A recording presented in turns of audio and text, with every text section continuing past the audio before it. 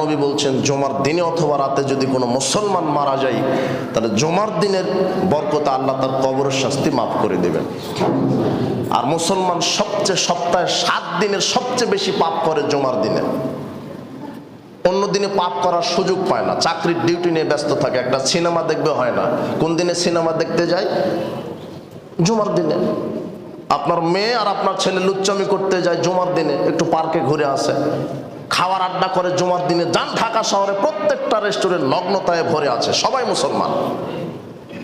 ওরা বাকি 1 সপ্তাহ 6 দিন কোনো সুযোগই পায় না, চুরি করা নিয়ে ব্যস্ত থাকে, দুর্নীতি করা নিয়ে ব্যস্ত থাকে,